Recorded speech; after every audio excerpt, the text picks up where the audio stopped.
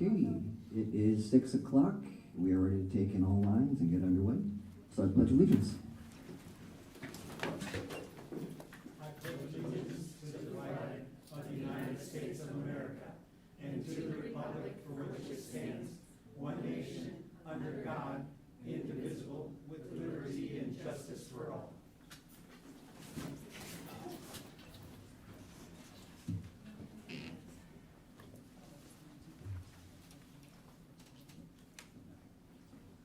Welcome everybody. It is 6 o'clock, October 9th. Welcome. And our vision here is educating and empowering every student every day in pursuit of educational excellence. One housekeeping item, we do have a fan club out there that likes to watch us and then go back and look at our greatest hits. So please speak into the microphone when you're at the podium and when you are a board member speaking. So please to the microphone for the record when that comes.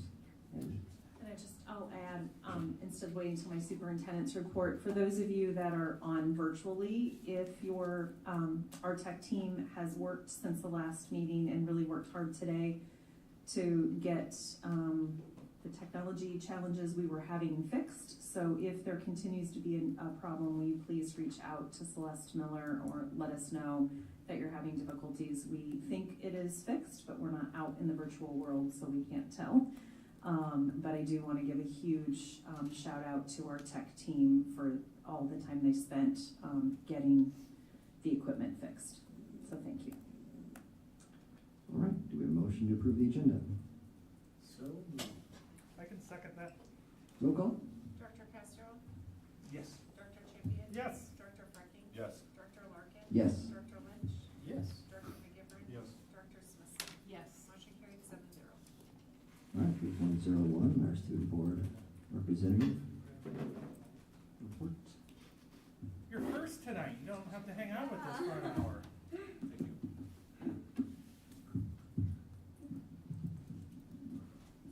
we go. 1 in 9 people in Iowa face hunger challenges every day, and 1 in 6 children in Iowa suffer from hunger. We as students have the power to change that through the Student Hunger Drive. We kicked off this Student Hunger Drive season at the Riverbed Food Bank last Monday, performing our Pitch Perfect theme skit, where the skit is where each school from all throughout the different districts, they can compete to win 2,000 pounds of food to go into their competition. And so we did Pitch Perfect, and I don't think the video came through. Does it work? Is it on the right? Can we Google it real quick? Oh. No, it was on the left. I think. Because it looks like WQAD. Oh, Did you that's just just sing me it a for us? screenshot. Oh.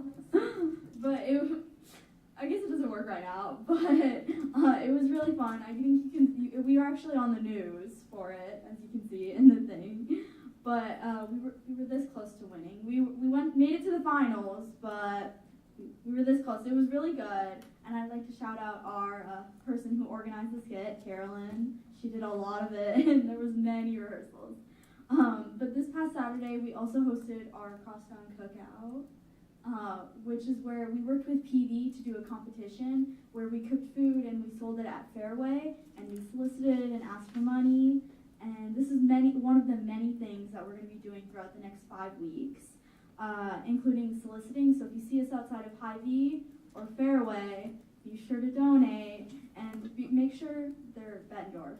We don't want you guys donating some other people.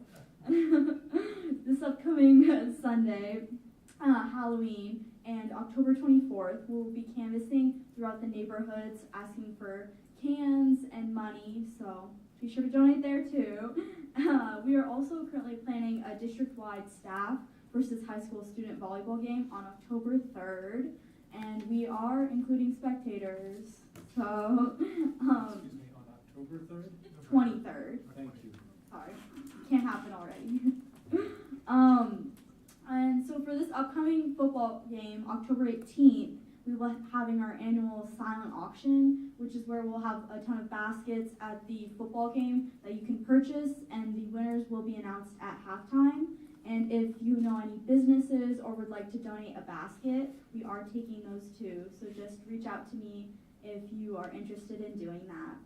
And since our undefeated football team is giving us playoff games, we're able to do another huge fundraiser for one of the playoff games. We're gonna do the theme glow in the dark, and we're gonna have there's gonna be a T-shirt, and we're gonna have sponsors that will be depending on your level of donation.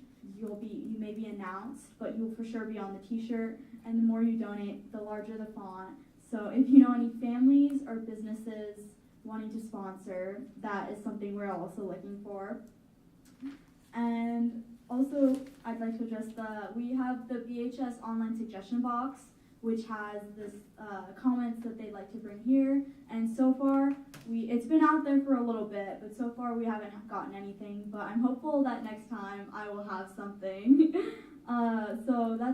I will have more events and things to bring back as our Hunger Drive season continues on, which we will hopefully win.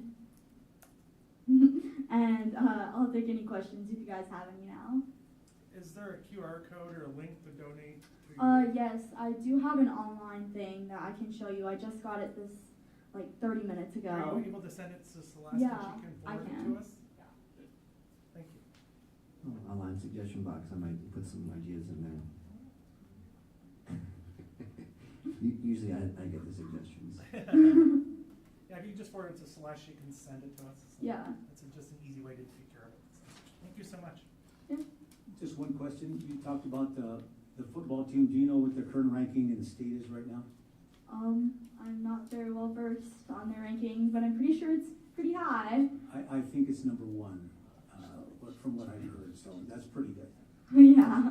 That's typical for a lot of occasions for Bettendorf to be the best in everything. That's true.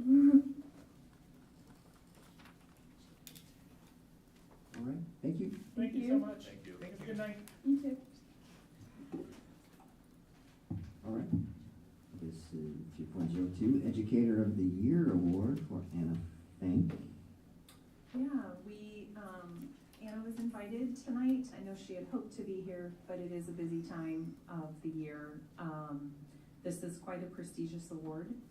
She is in her 3rd year with us, right, in the World Language Department. She teaches our Spanish classes, and actually a very special shout out to her when our new hire for a Spanish teacher was not released from their current contract.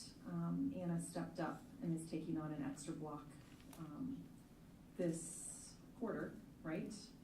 And semester actually, to help make sure we have the classes for our students that need those courses. And so she is a fantastic teacher, like all of our world language teachers and all of our teachers in the district. And so this is a tremendous honor for her to receive from the Iowa World Language Association. And so we're very proud of the work that she does, and all of our teachers, and and also a special thank you to her for taking on that extra work this year. Did I misspeak as I look at our, what it's It's called Teacher of Promise, so it's kind of they highlight Emily, world language teacher, can explain it better, but, former, sorry, yes.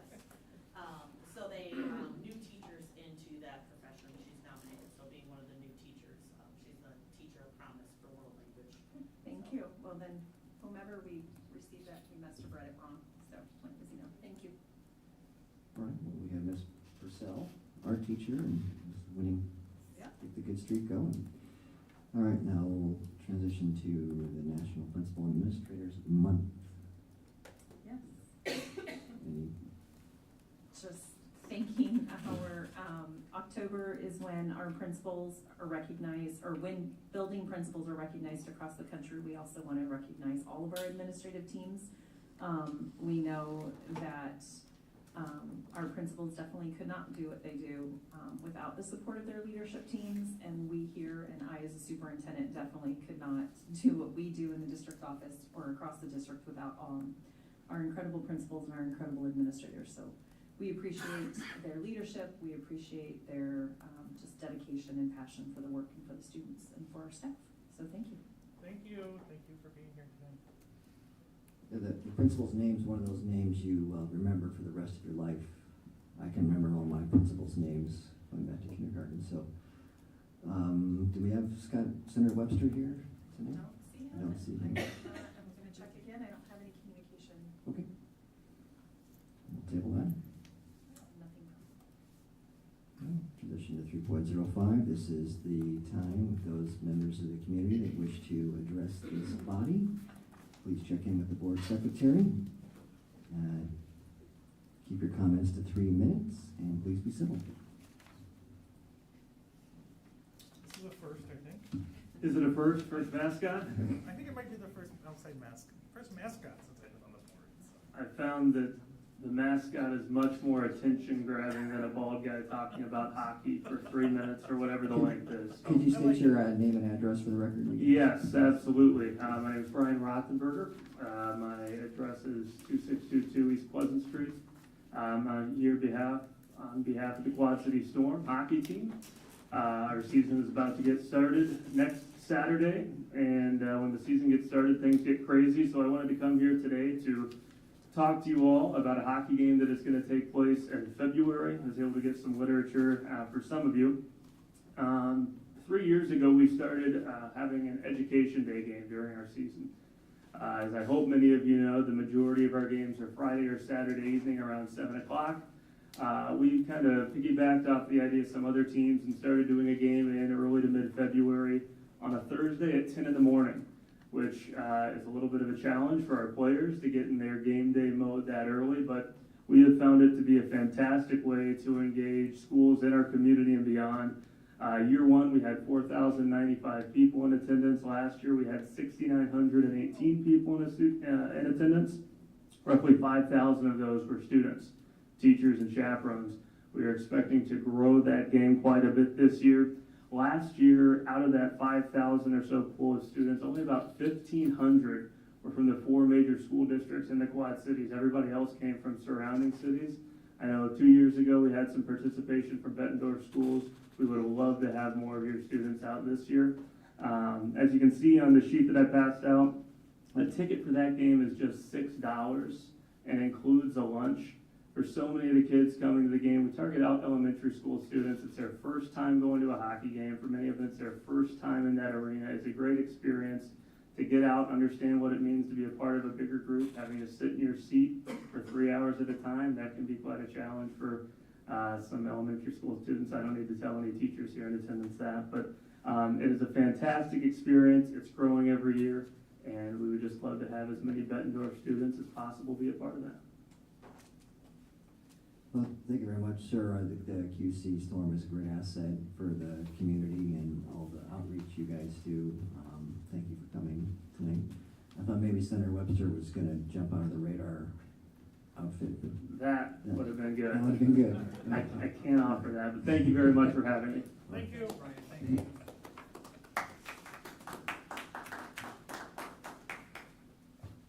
All right. Having seen no one else, we'll go to board shared communications.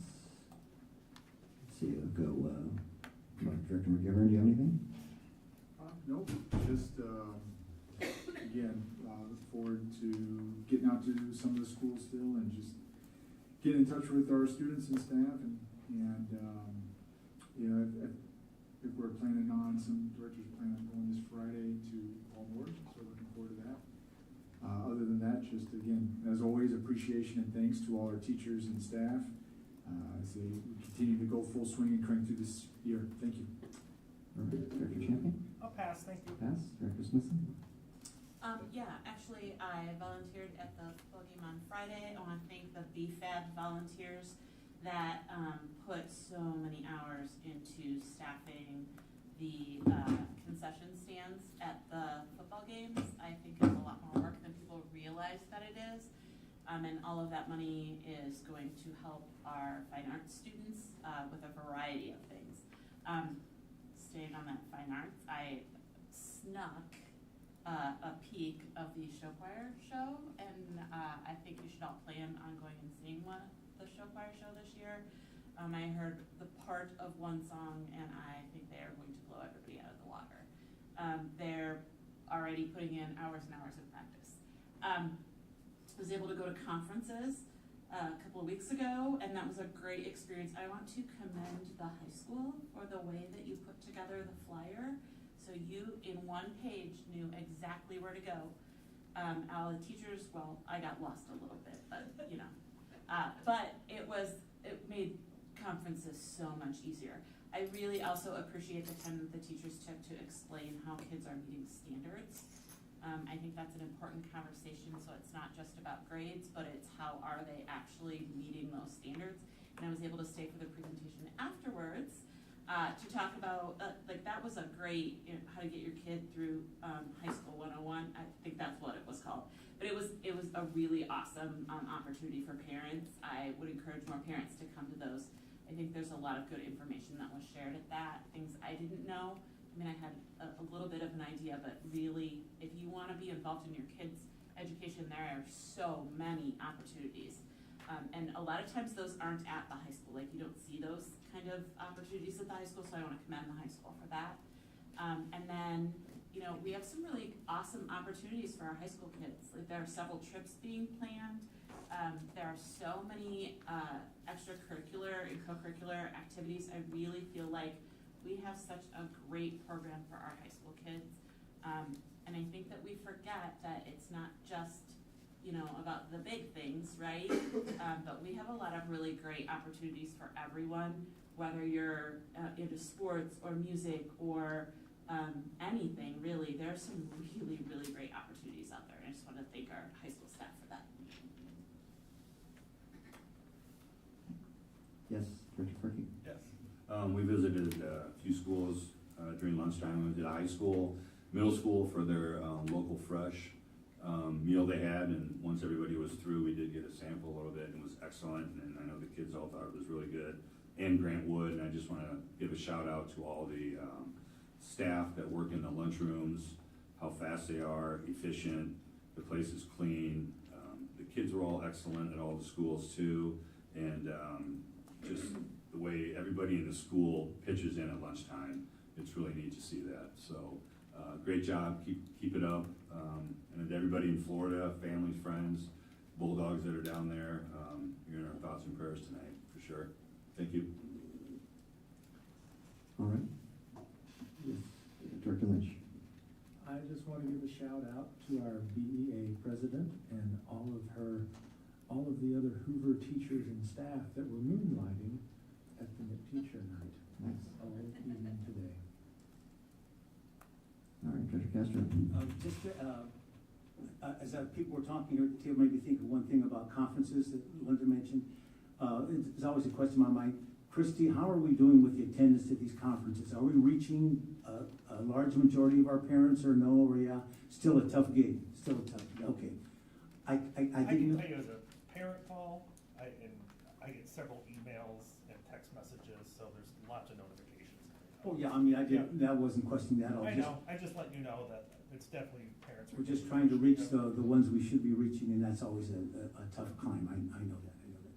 And referencing to what Director Freckling said about healthy meals, there's a push around the country now to make sure our kids are eating healthier, at least one meal a day, like Make America Healthy Again. And I think that's very critical for our young kids, anybody, especially from K through 12th grade, to just eat them healthier. And I think our cafeterias are trying to do a much better job of providing our kids with a healthy lunch. So that's very good what you saw and what our cafeteria people are doing to make the kids have a more nutritious meal during the day. Can I have 1 hour though? Sorry. Sure. What do you need?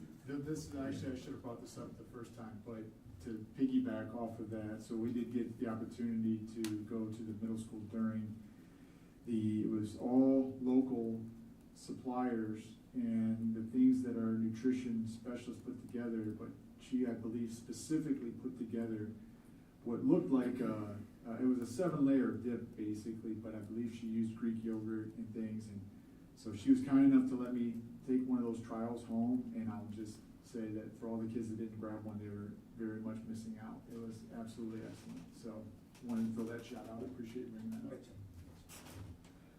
All right, thank you. I have a comment for our QC Times reporter, Olivia Allen, who is going to be playing back this live stream and make a little bit of news here We have one home game left. And folks in the community, you need to come out and see what our kids can do.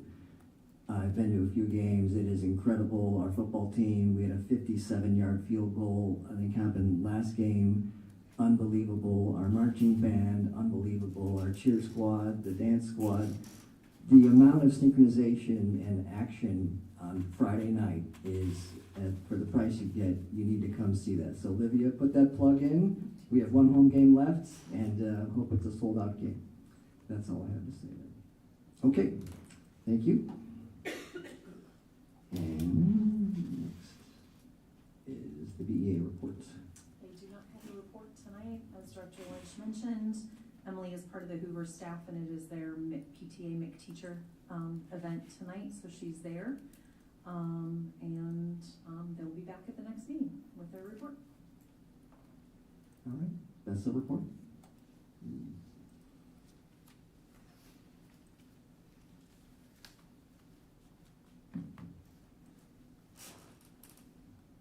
Good evening. We'll be short and sweet tonight. Our next roundtable meeting with district admin is on Monday, October 14th, and our next monthly BESTA meeting is Monday, October 21st. We finished day one of our interest-based problem-solving training today, and the BESTA team felt that it was a very productive day. I will admit I am very tired. My brain is full. But we look forward to digging in even deeper into the process tomorrow. Two shout-outs this evening. Jill Breslin, principal at Grant Wood, would like to recognize Secretary B. Megan Whitehead. Megan's work ethic is nothing short of exemplary. She manages countless tasks with such efficiency and grace, always ensuring that everything runs smoothly. Whether it's assisting students, supporting teachers, or handling administrative duties, she tackles every challenge with a smile and a solution-oriented mindset. Megan is a positive influence each and every day. She creates an environment where everyone feels valued and supported. Her kindness and enthusiasm uplift everyone around her, and her commitment to fostering a welcoming atmosphere is deeply appreciated by all. Megan's efforts contribute immensely to the success of our school, and we're incredibly fortunate to have her on our team. She makes a difference every day in our school community. And Chrissy Kleppe, principal at Bettendorf High School, would like to recognize the entire Level 2, Level 3 special education paraeducator team. This outstanding group of paraeducators go above and beyond on a daily basis to make sure all the needs of our students are met. We've had multiple illnesses so far this year with both teachers and paras and family members, and this group has pitched in to make sure everything continues to run smoothly. Paras with their sub-authorizations have stepped in to cover classes for teachers who are absent, and the Level 2-3 team stepped up to come up with ways to ensure our students never missed a beat. Their hard work and dedication to our students has not gone unnoticed. Please keep those shout-outs coming. We have such an amazing classified staff district-wide, and it's an honor to share their accomplishments with you all. And don't feel they can only be secretaries and paras that you send me. Send me all the classified staff. We will read for everybody. Thank you. All right, thank you. And superintendent's report. All right, I already did the piece about our principals and administrators, but thank you again to the entire leadership team in Bettendorf. You're amazing, and you make incredible things happen, supporting your staff and students at the buildings every day. Last week we got to recognize our custodians on October 2nd. They are truly some heroes behind the scenes that keep our buildings running, that keep them clean and safe for our students. We are very blessed to have a very talented custodial team across our district.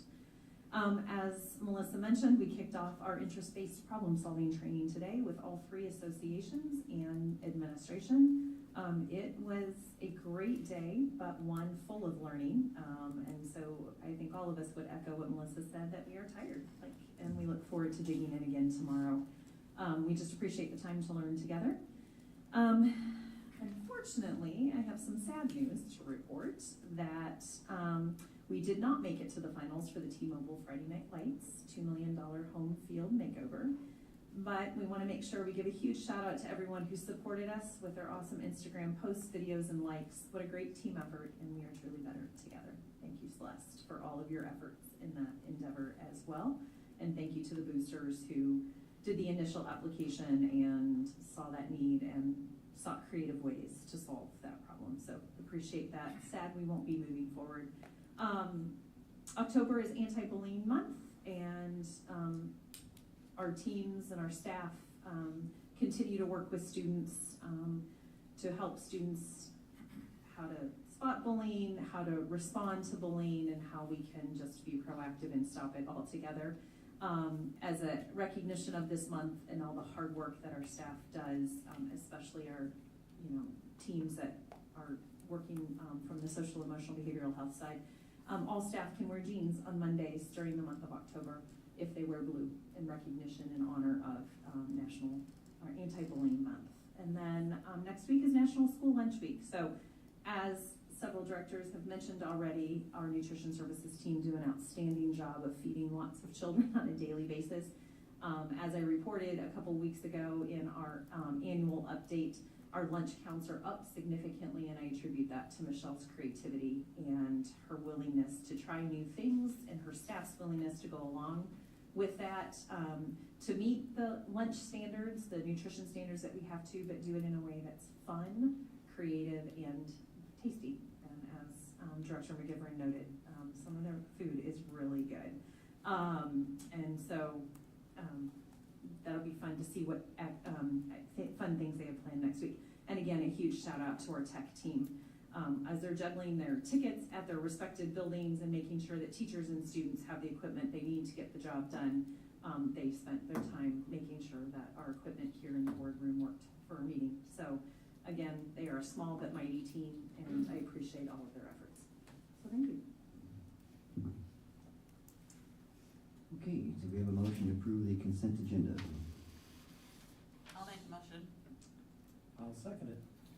Very good. Roll call, please. Director Champion? Yes. Director Frecking? Yes. Director Larkin? Yes. Director Lynch? Yes. Director McGivern? Yes. Director Smithson? Yes. Director Castro? Yes. Motion carried 7-0. All right, 5.01. Do we have a motion? I move we approve the policies as presented.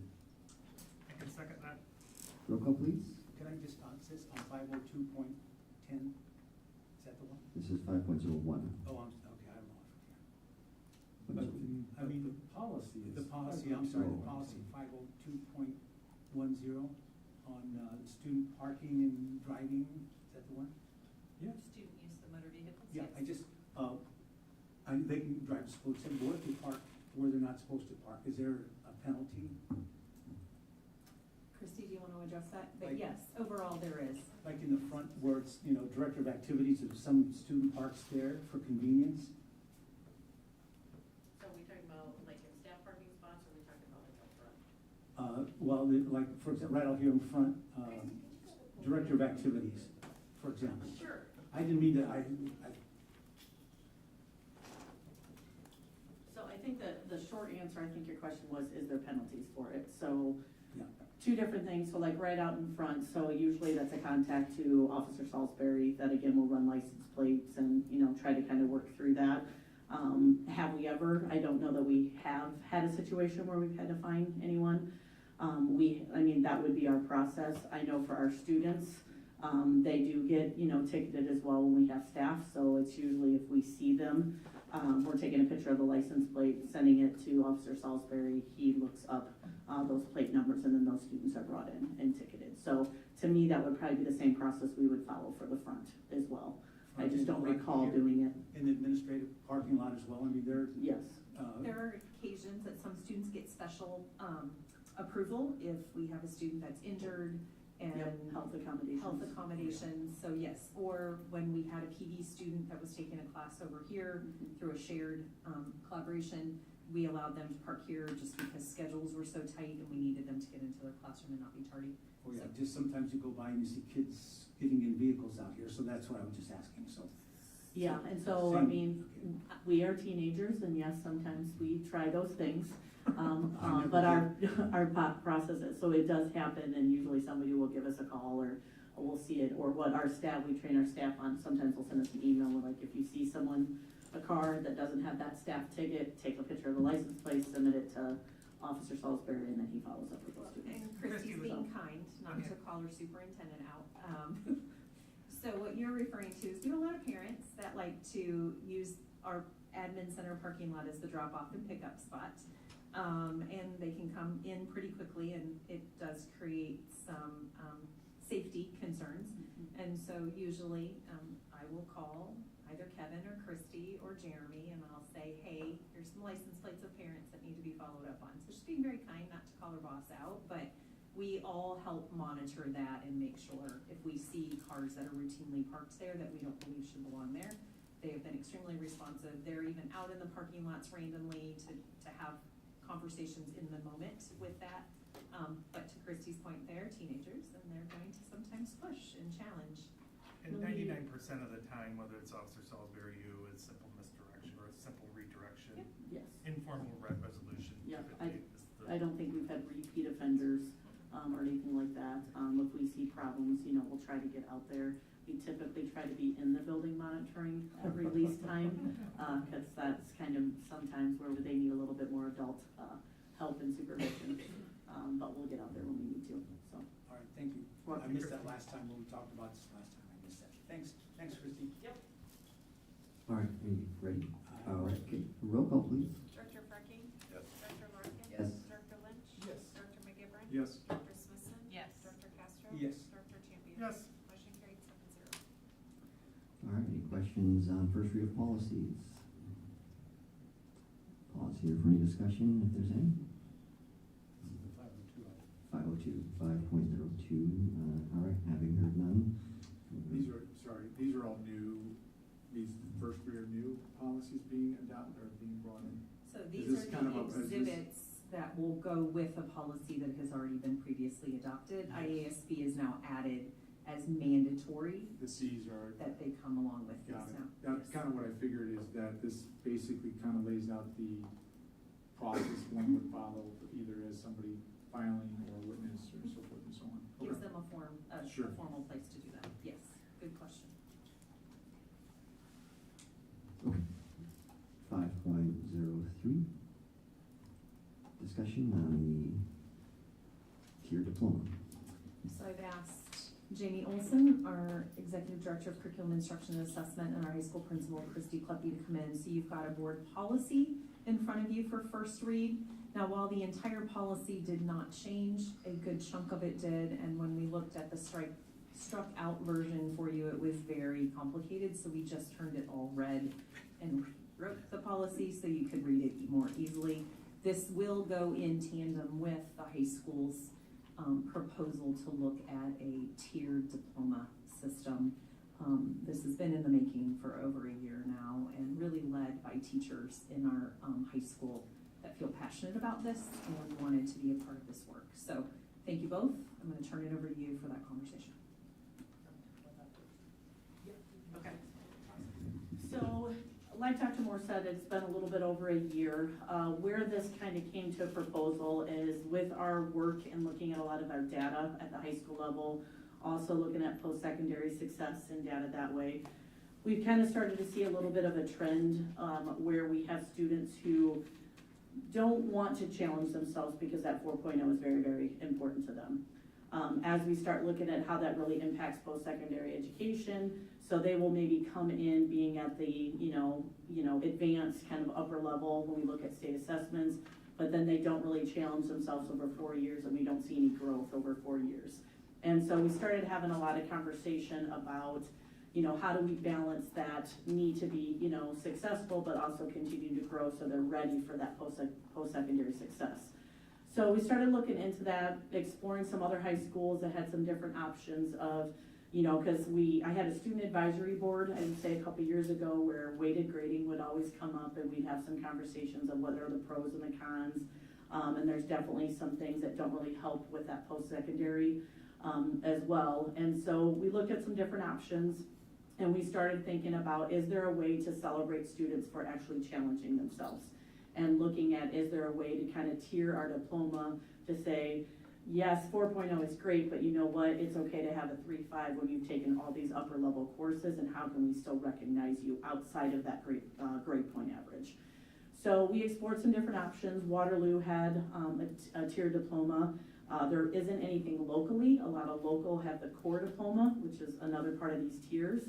And so we looked at Waterloo, started exploring what would that look like in the Bettendorf Community School District. So what's in this proposal is kind of a 3-tier. So that hits a little bit on the honors end of things. but we always wanna look across the board. And so standard is what we have right now in the proposal, nothing changes there. But then there's a core diploma option on the other end of things. And why we felt that was important, there are some schools in this area that do have that. If you look at the state requirements, there are certain requirements all students have to have, like the 4 years of English, 3 math, science, social studies, like your health and your PE. So we look at those main core. But what we are starting to find is we have a lot of students who come to us credit deficient. They move in their junior and their senior year, and I'll be honest, there's no way they will graduate on time. There's just not enough time for them to meet the requirements. And a lot of research, when you have a 19 or 20-year-old still trying to be in high school with 13 and 14-year-olds, there's just not a lot of success in them being successful. And so we started talking about some options of what is, the primary things that are important for them to have a college or a high school diploma, and then helping them get ready for their post-secondary plan, whatever that might be. So that is kind of where the core diploma came into, is when students come in, or students that have been with us that just really have a rough 9th and 10th grade year, and they're behind, and so they're looking at dropping out. Is there a way, because they start to mature a little bit, that if we can get them really focusing on the core of those skills that are gonna help them be successful, and then narrow down those electives to what's your post-secondary plan, and really focus on those things, because they're taking all of these extra things to get to 26 and they're not gonna make it in time. So a team of teachers got together last year. We started meeting as a committee to explore this, look at some different options, different schools. And so the proposal that's before you kind of hits kind of a tier approach. So there's a core diploma, our standard diploma, and then an honors diploma that we'd like to kind of move forward to address these different concerns we're seeing. And then I think it was paired with kind of the policy and kind of updating that as well. So question, currently our standard diploma is above and beyond state requirements, correct? Yes, by correct. how many credits? Can't really say by credits. I mean, if you look at it over, because you have that elective option. So you have to have 4 years of English, you have to have 3 math, science, and social studies. You've got to have a government, you got to have financial literacy, you have to have your PE every single year, and you have to have the health requirement. Everything on top of that is local control, and so with us, it kind of falls into about 10 elective credits. There's not a world language requirement that would fall in the electives, so the rest of that is up to local control. So we have close to 9.5 to 10 credits that are in that wiggle room that aren't required. But this core diploma still hits everything that the state requires, right? So it is state, Yeah. right? It hits our state, and then our core is what we currently have, and then the honors. What are the kind of above and beyond? Like, what's the difference between the standard diploma and the honors diploma? So the difference between the two is the credits for the most part are close to the same as far as what you have to meet. But with the honors, where it comes in is we had a lot of conversation of they have to at least take an honors level. So that's either honors, dual credit, AP, all of that falls into that with our Eastern Iowa Community College partnership that we have. So they have to take an honors course in each of the 4 areas. So meet that requirement, and so then they have to have a total of 8 altogether by the time they graduate.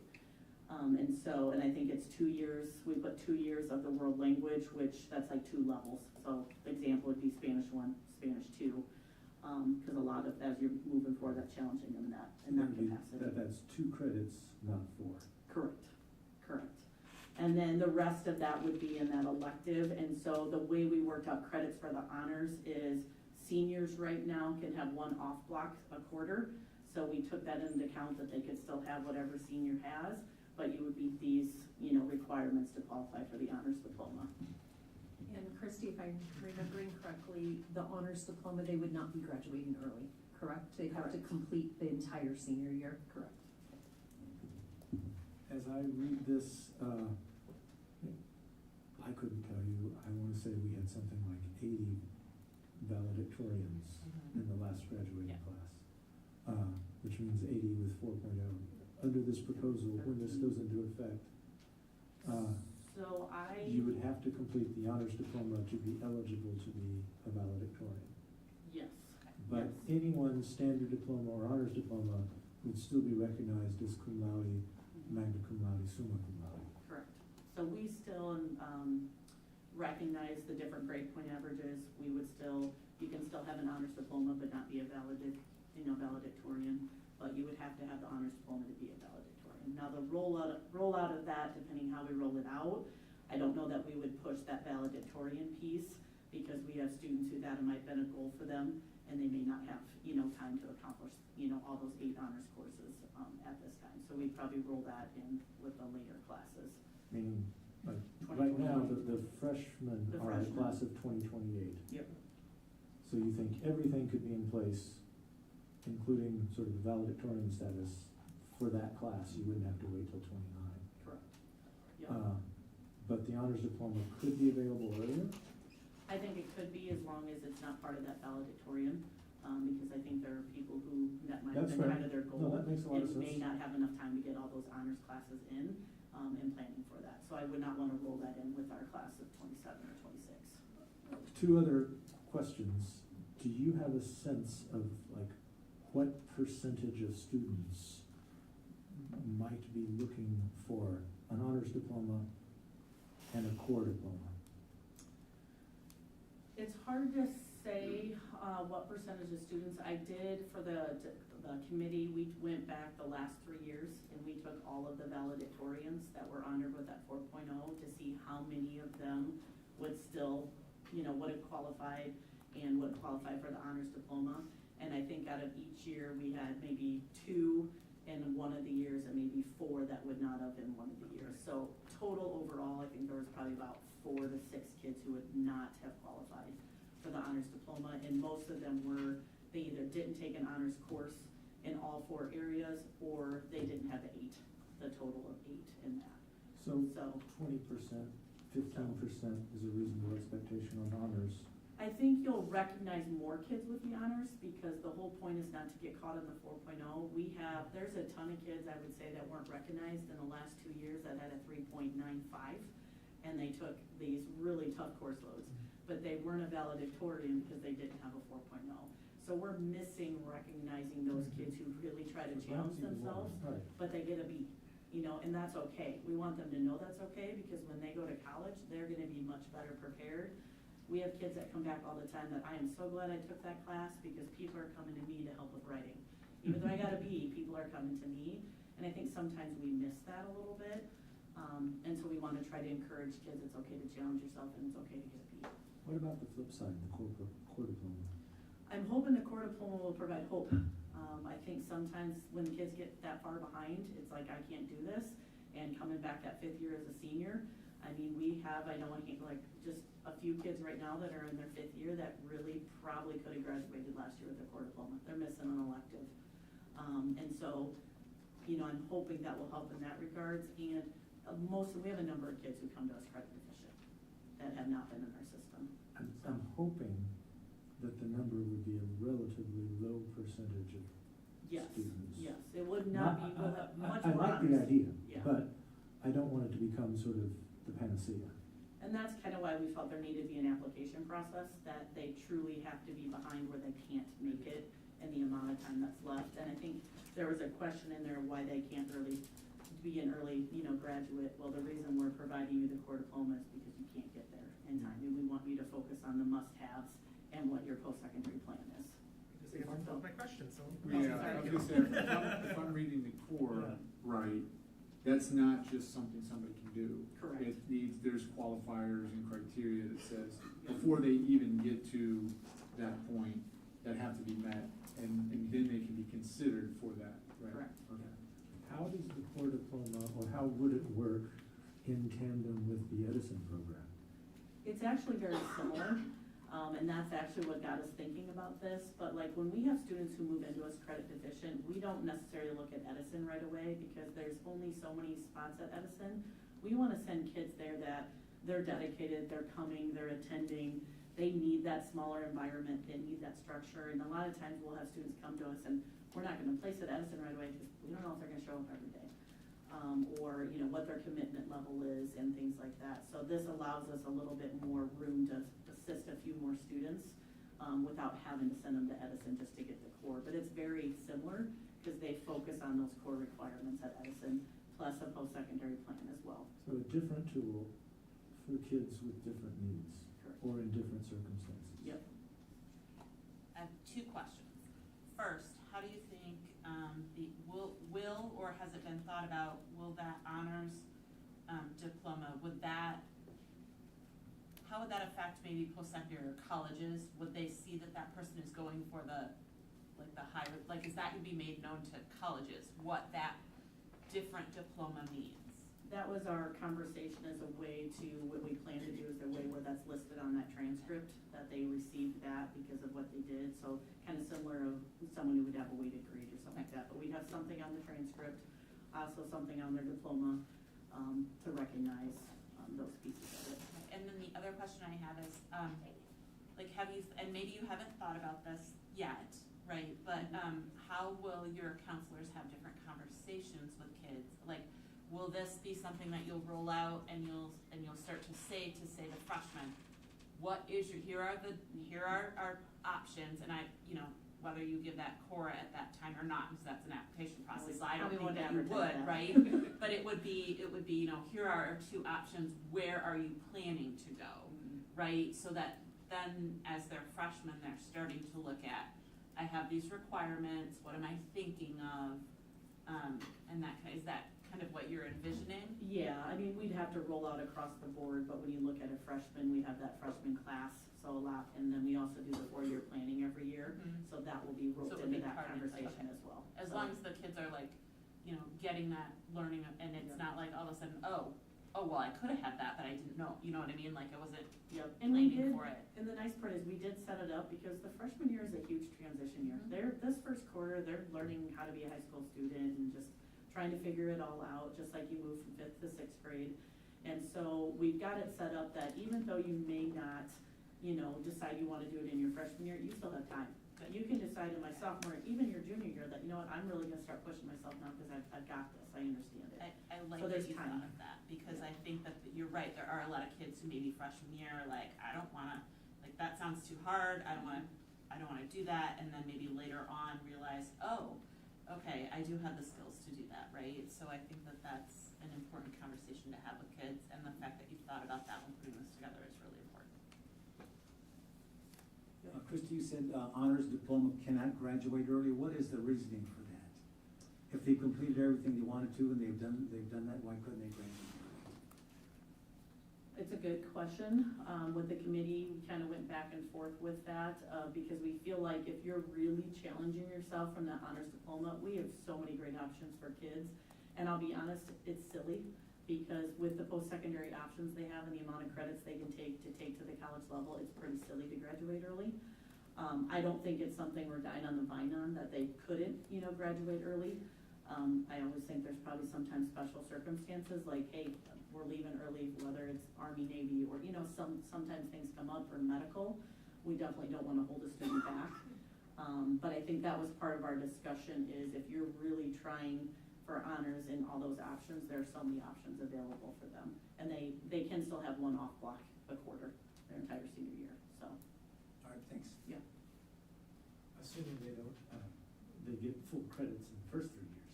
Correct. As long as they have the credits, yes.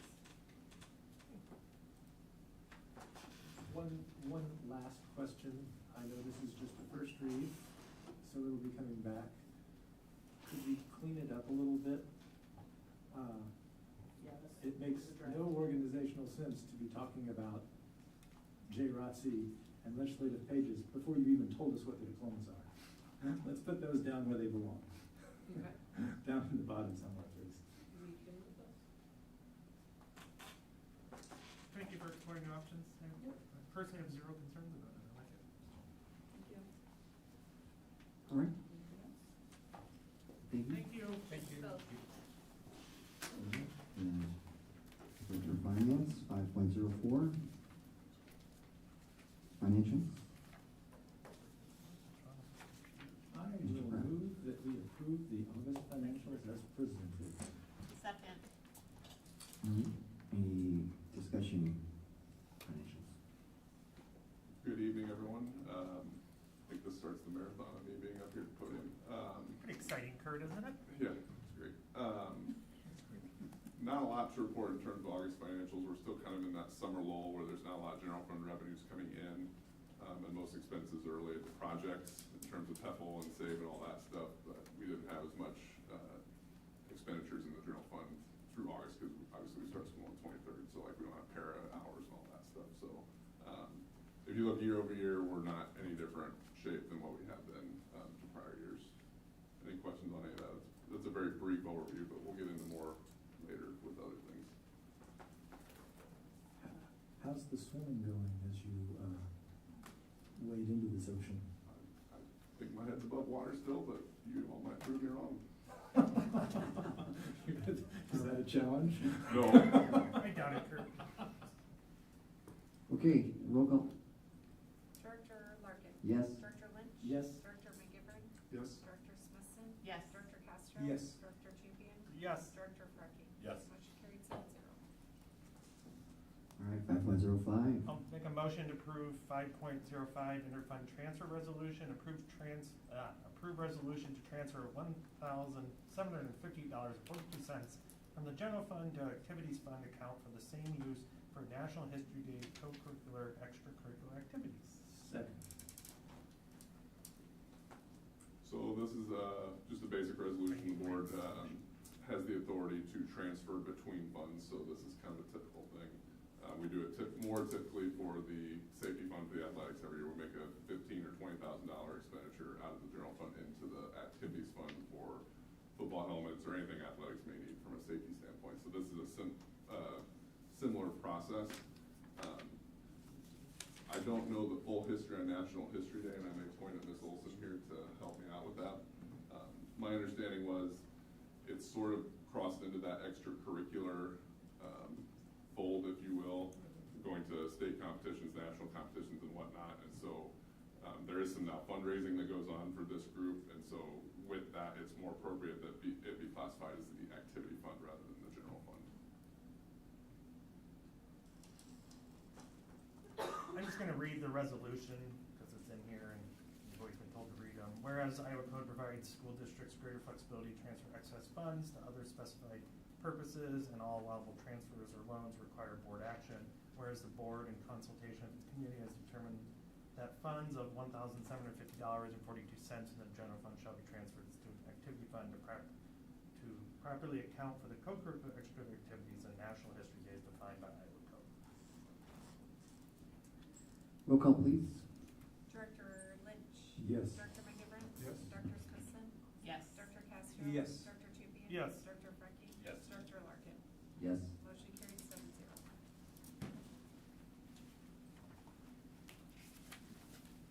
All right, early retirement incentive discussion. So, Kurt, you can't go sit down. No, I know, he's changing his notes. I think the last time we presented the board with a recommendation for an early retirement incentive was in 21-22, and of course Andrew walked out. I believe Andrew's response was, "Are you crazy?" Not because we wouldn't want to recognize staff and provide an opportunity for an early retirement incentive. It was, how are you going to backfill the positions? And we worked collaboratively with the board. I believe it was the right decision at that time. It was a way to honor staff coming out of the pandemic who had held on, that might have maybe retired a little bit earlier, but because of that, just a couple of challenging years. I just mentioned you in Director Champion where you told me the last time we did this that I might be crazy, was how are you gonna fill positions? And you walked out, but. I'm sorry. No, you're fine. So in looking at things, part of the code is we have longevity as part of our salary schedule, meaning at a certain year for our teacher salary schedule, staff that have been here X amount of years, will also, on top of if they have steps to move or they move a lane because of the credits that they've earned, also can receive a certain percentage a 3%, 6%, where's Miley, 9, is that how many, we have 3, 6, 9? And 12, no, that's classified. So, different percentages, but there's ways for staff that have been here that are topped out to, and so in that code, you are not to have both. So I know some districts choose to do kind of an early retirement on an annual basis. We have the longevity built in. We've had ongoing conversations with our unions about, is there reason to shift? What does that look like? But in the meantime, we felt, and Kurt will walk you through the proposal that's up on the screen, but we felt this was the right time to do it as we look at enrollment and other factors. We just felt this made fiscal sense for our district and that this would be the appropriate time to bring this proposal to you all for your consideration. So I will turn it over to Mr. Pratt. Okay. You want to go on, Celeste? So this is just for those of you who like policies and legal things. I put this in there so that you can go take a look at it. So Iowa Code 279.46 allows us for payment from the general operating or management funds. And the management fund is going to be the key piece there. A monetary sum, continuation of health or medical insurance coverage or other incentives encouraging its employees to retire before the normal retirement date as defined in Chapter 97B. My guess is if you're having trouble getting to sleep one night, either of those would be great options for you to read through. So, a little bit of history. This is just a very high-level overview. So, according to our records, it's been offered sporadically dating back to 1990. And historically, if you look down all that data, anywhere between 10% and 33% of eligible staff elect to take it. So as we look down later and get through to some eligibility numbers, keep that in mind that at best, we're likely talking about a third of the eligible employees taking it based on historical evidence. Could we have an outlier year? Absolutely, but we've never seen a year above, I think, 33%. And this pertains to both classified and certified staff. Correct. So this begins the proposal part of it. These are all metrics that could change, but this is what we've been investigating based on the numbers you'll see here. So we looked at an age of 55 years old by August 1st of 2025, completing 15 years of consecutive service at the end of the 24-25 school year as of 9/30/2025. Does that mean consecutive service in the district? Correct.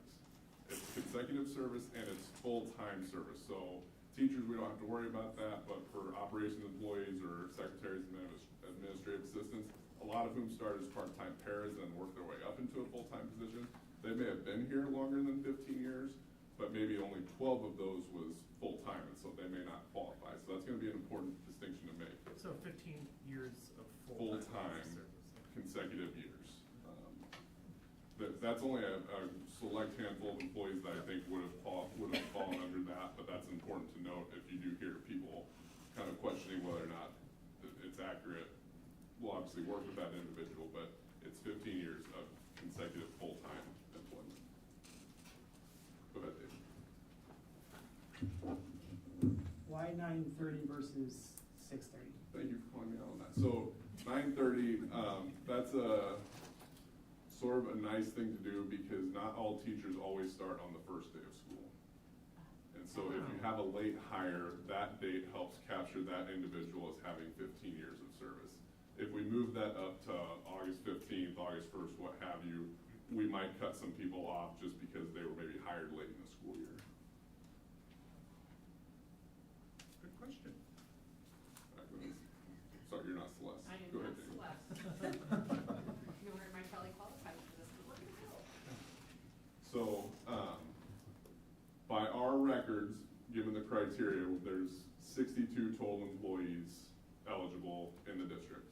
So theoretically, if you add that column on the right with total, that should equal 62. I apologize if it doesn't, that's a mistake on my part. But that gives you the breakdown. So as we look at who's eligible, you can see we skew really heavy in secondary in terms of teachers who would possibly be interested in taking this just from a numbers standpoint.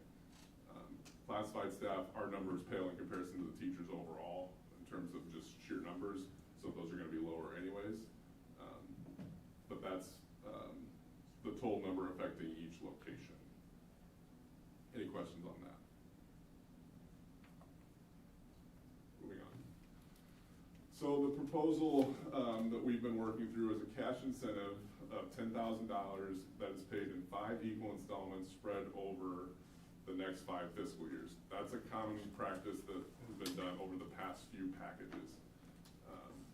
That cash incentive is paid into either a 403B special pay deferral plan or a health reimbursement account, and that choice is up to the employee. The health reimbursement account could possibly allow the employee to use those funds if they wanted to stay on our health insurance. But as our premiums for Cobra would be $750 a month, give or take, that's a rough number. That $2,000 isn't gonna go more than a couple months, right? So it's not like we're offering them health care coverage till they're 65 and can get on Medicare. They would have to be paying that out of pocket if they elected to go through this, or they would have to go on a spouse or buy their own coverage somewhere else. So the health reimbursement account can be used in multiple ways, but that's just one of them. And then as far as the sick day payout, this is similar to the last package that was offered in 2022.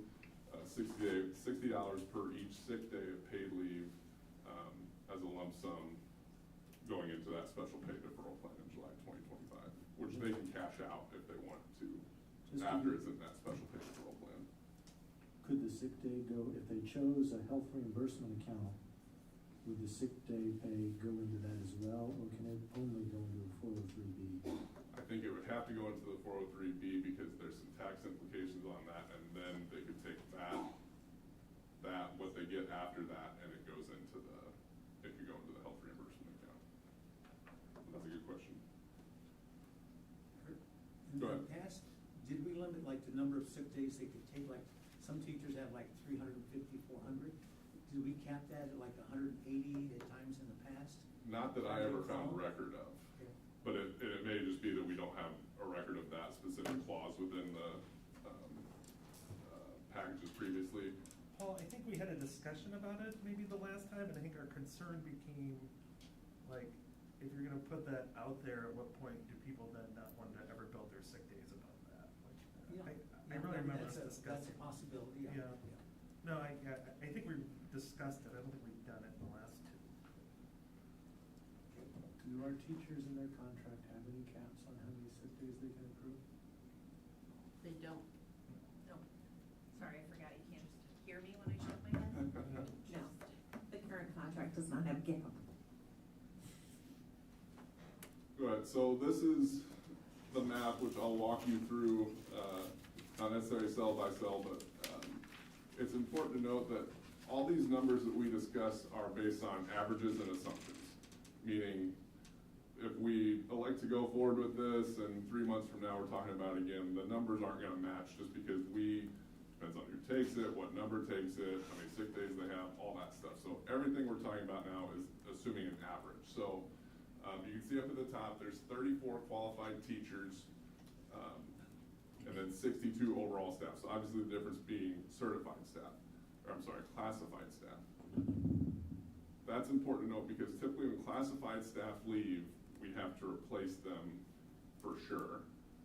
Teachers, we could shift around things, we may not have to, but classified staff, we're not gonna see a savings overall, whereas if we replace a teacher, they could be making, let's say, $65,000 out the door. Well, if we start a new teacher straight out of college, they're at $47,500, so we're gonna realize a savings there. So not saying we wouldn't replace all teachers, but the comparison is different for classified staff because their salaries are gonna stay the same. Total number of sick days among those 34 teachers is 11,942. So that breaks down to an average per teacher of 271. So that's significant. The maximum cost to the management fund in terms of paying out for sick days and the $10,000, if everybody took it, which again, not a scenario we would anticipate, is $1.5 million. Our management fund typically hovers somewhere between 3.5 and 5 million, because we get so much, and then we pay insurance, and basically we're at 3.5 million as we sit here right now, but we'll get a levy later that'll bump us up toward 5. And so we've got some cushion there, because it's been a pretty steady expenditure year over year in that fund. So we've got some funds in the management fund we can spend down. In addition, don't we have to, Linda? Sorry, in addition, don't we have to keep our management fund below, like, aren't we supposed to keep it below, like, it's a good thing to keep it not too high in the management fund, correct? Yeah, I mean, that's, and I have David chime in on this as well, that's more of a tax principle of you shouldn't levy taxes that you're not planning on spending, because we don't want to be a bank of the taxpayers' money. In terms of what should that number be, I don't think there's any state guidance on that. It's more whatever our expenditures are typically year over year, which management fund is typically our property insurance, workers' comp insurance, those kind of things, which stay pretty steady. You know, we'll see 3 to 5% increases year over year, but Also our gas. our natural gas, yeah, the risk pool. Consortium, Yep, yes. yep. So I'm gonna approach the board here. So walking through this table, so these numbers here are indicating what number of teachers might select the package. And then this over here is what they could be replaced with. So 10 teachers retired, 10 teachers are replaced with kids out of college. We'd be looking at a general fund savings in the first year of $163,805. Now, that's, as I point to Miley, is we had our new teaching group this year, which seems like a great group. They skewed a little older. They were not, I think we had 5 that were fresh out of college, if that, give or take, and the rest were a little more seasoned in their careers. So we might skew a little bit more on the MA5 or MA2. This is again just what the management fund cost could be. So again, if this is the maximum, but 10 teachers take it, we're only looking at that amount. That would be a hit to the management fund. But again, it's all based on averages and assumptions.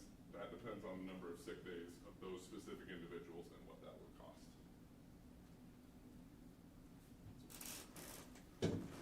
What questions do you have on any of that?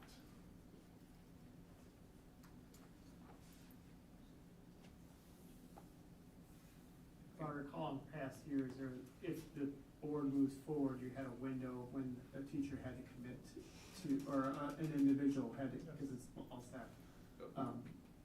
What kind of date are you thinking right now?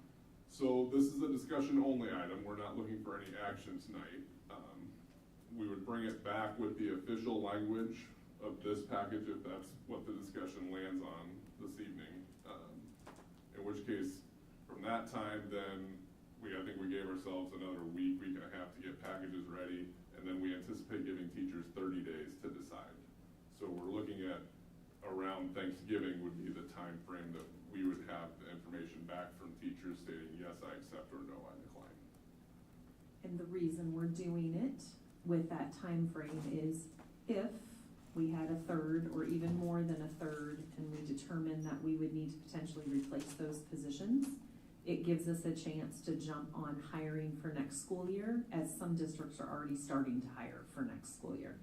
So it gives us the opportunity to get positions posted going into winter break. People can use their break to apply, and we can start hitting the ground in the calendar new year, getting positions filled. That make sense? And then I want to follow up on the management fund. It's in our next presentation. Has an equity balance of about $4.7 million as of June 30, 24. Expenditures for that same fiscal year were only about $1.6 million. So you are fairly healthy in that fund to take on a project like this if you so choose. Yeah. Sort of general question for more of the senior board members here. When we did this in 22, how difficult was it to staff 23 with those that left? I was worried about it, and they proved me wrong. Yeah. He did, he told me I was crazy, I'd lost my mind. Might have been my For a report. moment, we panicked, but we did exceptionally well. We really did in getting those positions filled. And so, you know, I don't think we've, as a team here in the administration center, we have probably started working on this or having conversations and thinking this through since early summer, off and on. This has been given a lot of thought, a lot of consideration, looking at numbers, coming back, poking at numbers, making sure that it's sustainable out of the management fund. Even in our couple visits to schools that Director Larkin and I have already done, this has actually come up as something teachers are looking for and would like the board to consider as well. And so, while there is always trepidation about filling positions, there also could be some positions that might not need to be filled, looking at our enrollment numbers and things like that. So it sounds like the risk to filling the vacancies is low, and the opportunity to increase the fiscal health is beneficial. Big picture wise, that's what we're looking at. Both. All right, understood? I have a quick question. One of our neighboring districts got in trouble for offering early retirement too often. Can you talk about like the frequency? Are we going to, like, are they gonna say, well, you're offering that too often, so then it becomes an automatic benefit, that early retirement is supposed to be offered, like, you know what I mean? Just, if you wanna talk about that just a little bit. I can, Kurt, you wanna? I'll start and then you can finish. My assumption is, as long as we're not offering it every year, which some school districts, I want to say Linn-Mar, but I could be wrong, so don't quote me on that. Linn-Mar has it in their board policy that by October 15th every year, their board will notify the teachers union what their package is, and then so like, some of them have it codified that it is every year, so it does become a benefit. Yeah, because then it's a benefit in their contract, right? But that's not what this is. That's not Correct. in Because our contract. we and are it's not- sporadic in our offering of it. And it requires board approval each year. Will you be having like a class or a workshop for the potentials where they can ask questions? Yep, so, we'll hold meetings, so every individual who is on the list under qualification has to be submitted a packet, and then we literally make them write, yes, I received my packet on this day, and then they have to turn back into us within 30 days, with a hard deadline like 4 o'clock on the last day. In the meantime, we'll schedule meetings with our 403B providers and our HRA providers so that employees can come and hear how the plan works, what they can expect of it, yes. And then we'll make sure they know how, which most already probably do, to get a hold of IBERS if there's questions in that realm, to see how this would impact that for them and what the best option would be for them.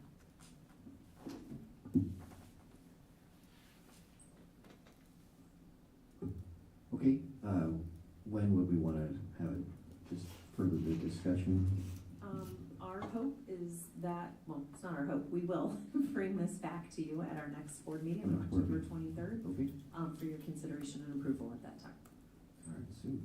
Okay, good. Anything else? All right, now we'll go to 5.07. I will make a motion for 5.07, approve to accept the fiscal year 24 certified annual report as presented. I'll second it. Thank you, Richard. Okay, I'll pause here for presentation.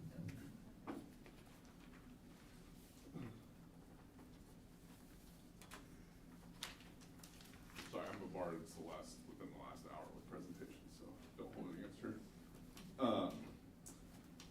So, education's full of acronyms, right? That's one of the things I learned as I transitioned into the education realm here. We call this the CAR lovingly. It's not got wheels. It's a certified annual report, and it's required by the state of Iowa. It is a direct upload of our chart of accounts from our accounting software. So there's kind of two main accounting softwares in the state, Vista, which is what we use, and Software Unlimited, which some other districts use. Literally, they all have the bells and whistles that we click a button, it uploads, they take our information. So there's not a lot of hand entry beyond our own system. Every district was required to file by September 15th. Fun note, I believe that was a Monday this year, and the state told us, don't wait till the weekend, get it done ahead of time. And so we filed ours on the Friday beforehand, and that was a good thing. And it provides transparency and accounting between districts. And I want to take this opportunity to give a shout out to Lane Perensky. She's our district accountant.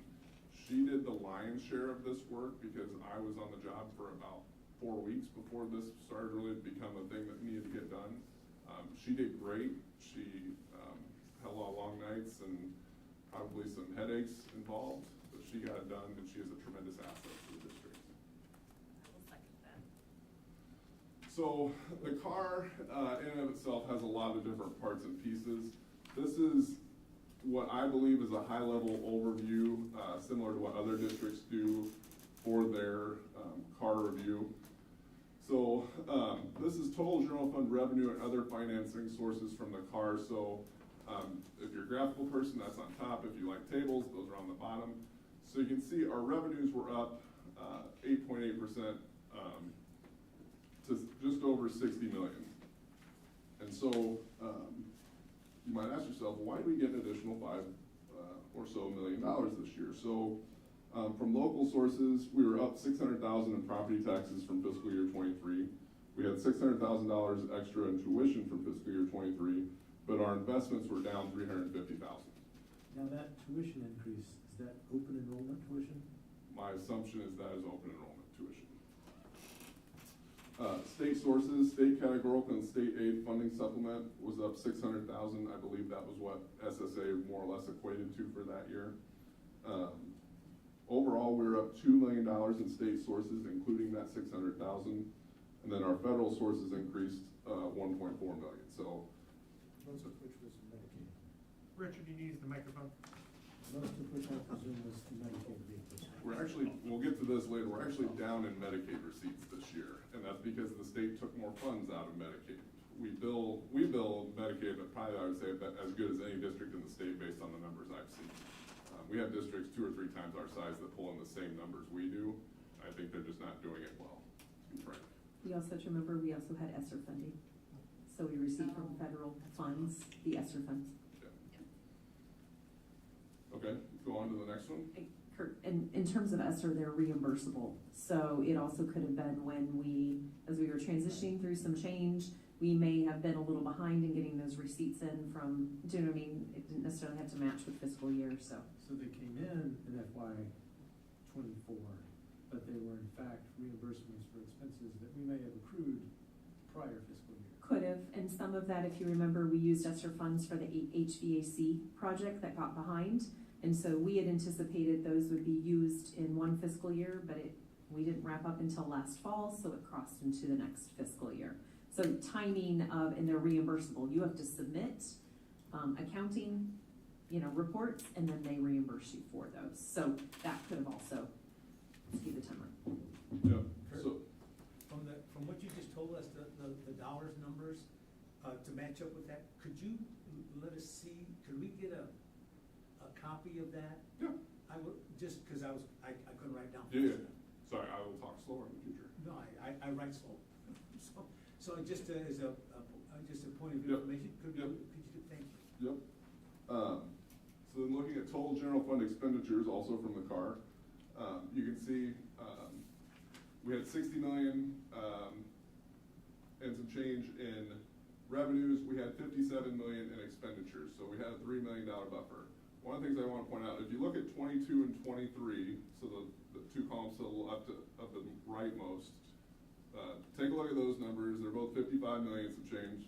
So let's go back a slide if you don't mind. So comparing those 2 numbers, we were spending everything we were getting in terms of general fund expenditures in 22 and 23. While our expenses went up to 57 million in 24, we actually got more revenue this year to allow for that.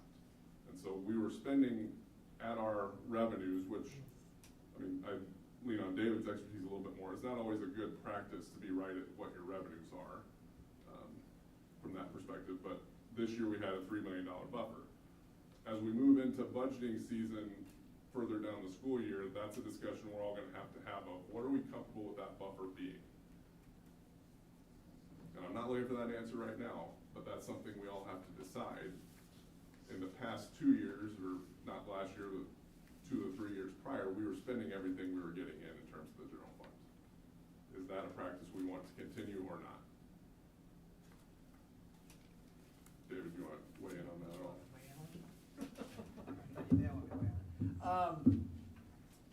So Kurt's right here, is that you have an interesting 3-year trend here of 55, 55, and then 60 on the revenue side, 55, 55, and 57 on the expenditure side.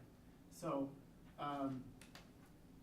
as a finance professional, I always like that $3 billion buffer, but deriving how did that come out? Did that come through one-time revenues? I was a little surprised when you said your interest earnings were actually down a little bit. Yeah.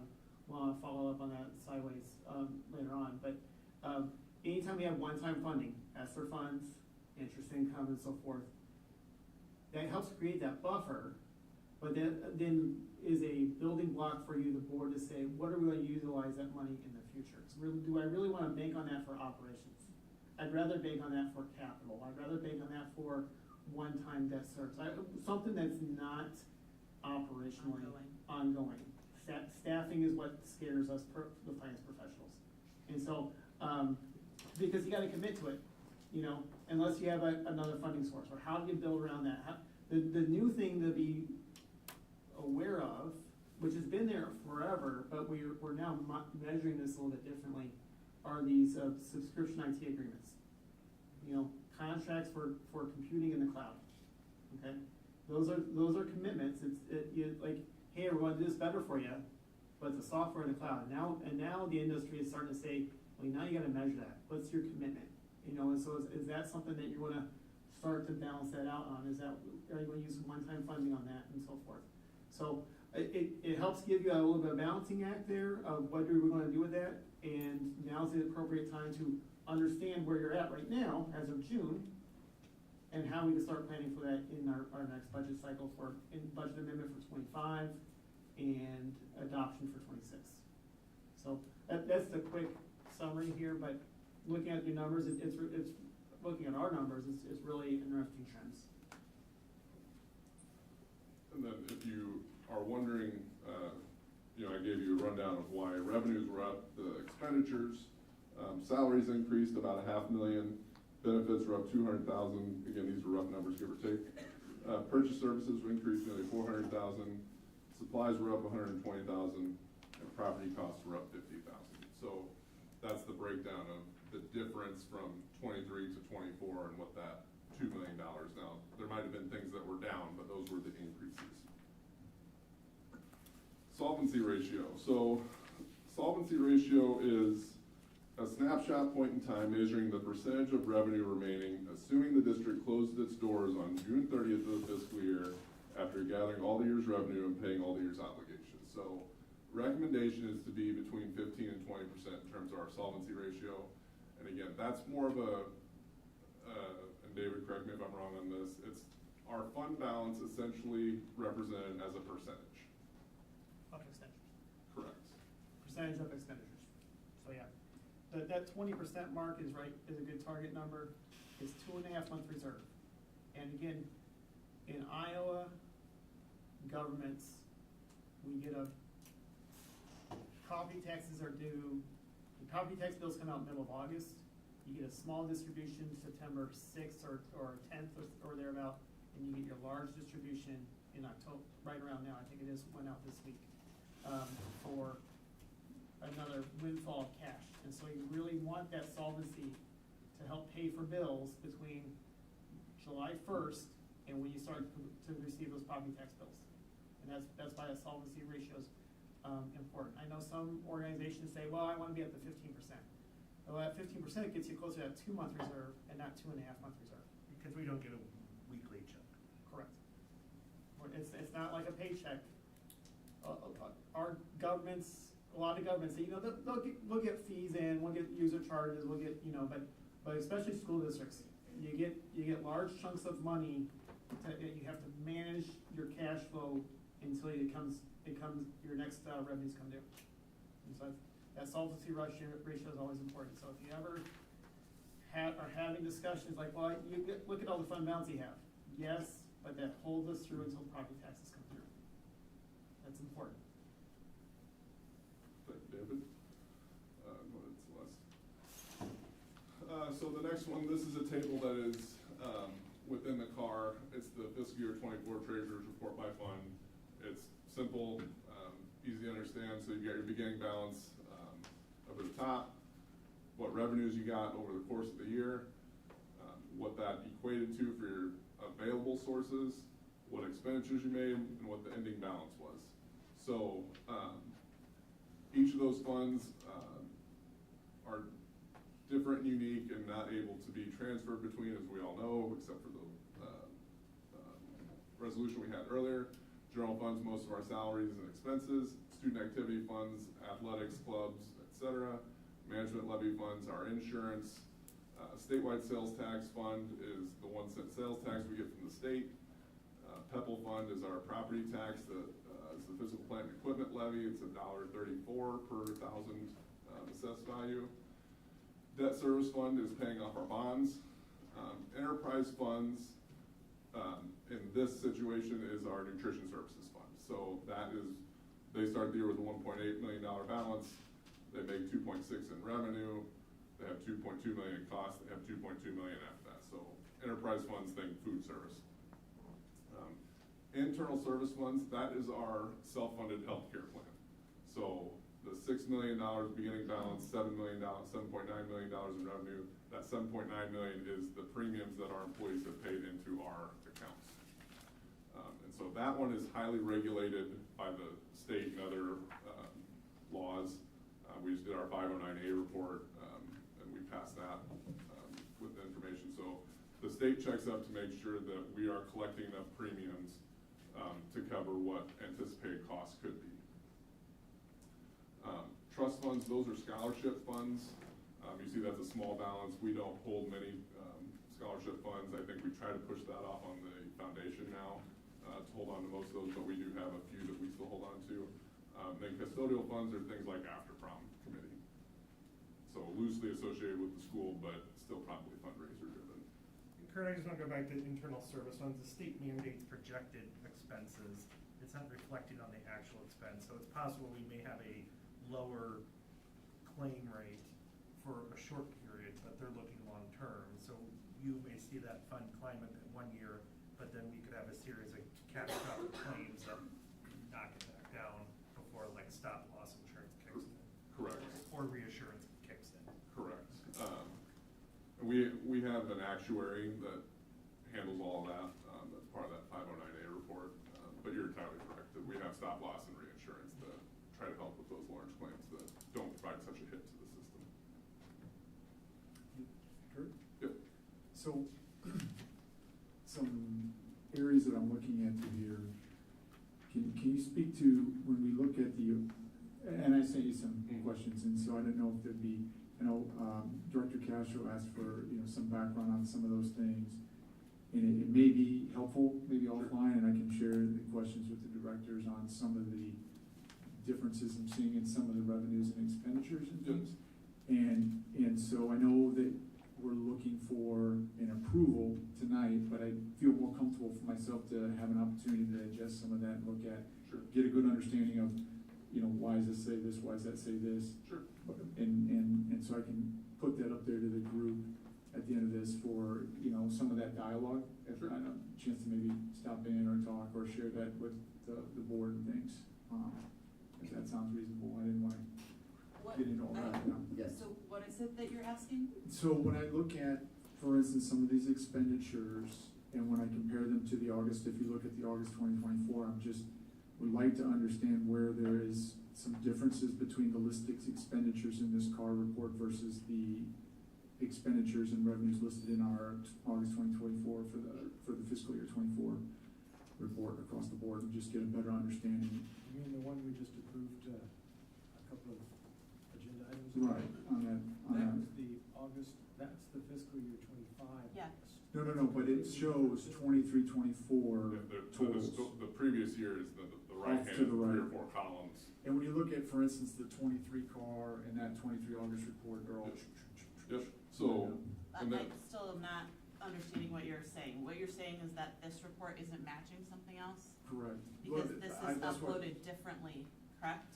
yep, so, the August 24 financial report is the information that was presented to the board at that time. So those numbers in those right-hand columns would match if you went back on board docs and looked at anything from that time period. What happens, there's 2 things that happen that change the numbers to this report. So the car changes itself, because the state will come in and tell us, actually for this object code, you should have used this project number because that was a federal fund, not a state fund. And so that moves things around within the system. Then we also have our audit. They will also make journal entries that change those numbers. So those numbers that are in the right-hand side are what were reported to the board at that time and were correct at that time. But then as you go through the audit and the car process, it changes it to create these numbers, if that makes sense. Yeah, I'd like to, maybe not get into all the weeds necessarily right here, but I'd like to have an opportunity to just kind of go through I all guess those numbers. I don't understand why you would need to go through every line item. I'm not going through every line item, I just wanna understand. Sounds like it. It sounds like you're looking at this and this and this and this and this doesn't match this. He just told you why that is. Why would you wanna sit down and go through all of that when we have someone who's, the Yeah. state has gone through this. I know, and I feel it's incumbent upon us to understand all the numbers and the finance things that we're looking at, right? And so if I see something that I can't make sense of, I'm gonna ask that question. Just explain Understand. what that was. So there's 7 of us here, we digest information differently. If any board member wants to spend some time with staff offline and understand, especially newer ones, that's a possibility to do, but I don't wanna we have a lot of experience in this room here. I don't wanna hold this up for approval when, many people have a good handle on it, so I don't think there's anything being missed to not approve this tonight. The other thing we can offer is Kurt and I would be happy to meet with Director McGivern, and if there's another board member that would like to join us, we will capture the questions asked and the responses given, and we can put that out to the board so that everybody sees what the responses were. Yeah, I don't think that needs to be done at the board table. No, I don't think it will be done at the board table. That's why I was requesting Will be offline. opportunity to talk with him. But just from my own understanding and digestion of information, understand there's a narrative and a story to all that, like you just pointed out. I just want to feel comfortable understanding that all before I move forward on anything, so. And we want you to feel comfortable too, Joel. Yep, thank you. So total revenues, outside of the enterprise funds and the internal service funds, on this sheet were 108,000, or sorry, 108 million, not 108,000. Rounding error. Yeah, rounding error, my big one. Go to the next one. So if you look at this was our certified budget that was approved, and we anticipated revenues of 104 million, really 105. That's the budget 2024 line item all the way at the bottom. So you can see our revenues outpaced what we had budgeted for. Then go ahead to the next one, Celeste. And so then our expenditures, we had budgeted 75,283,000, which is the middle column, second from the bottom. But our actual expenditures, going back to the previous slide, were 71,667,000 and some change, again excluding enterprise funds. So you can see from a budgeting standpoint, our revenues came in higher and our expenditures came in lower from a budget standpoint.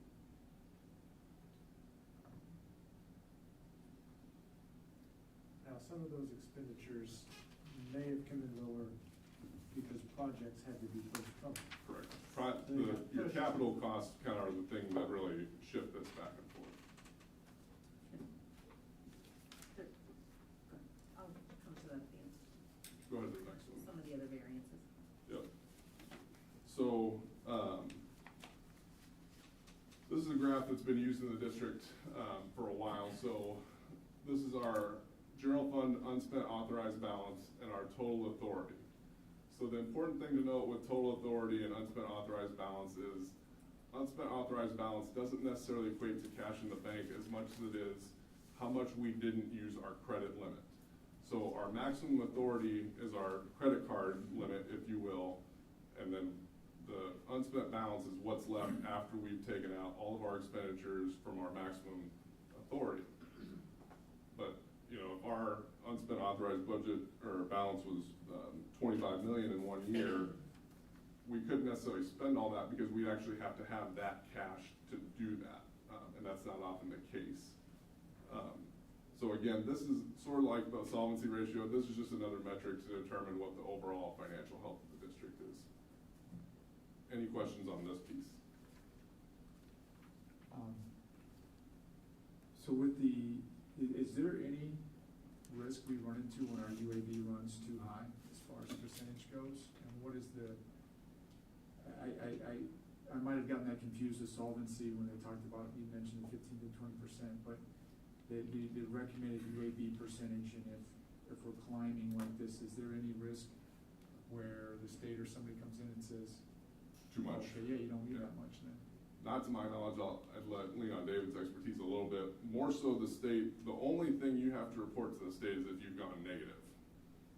And that's a different issue.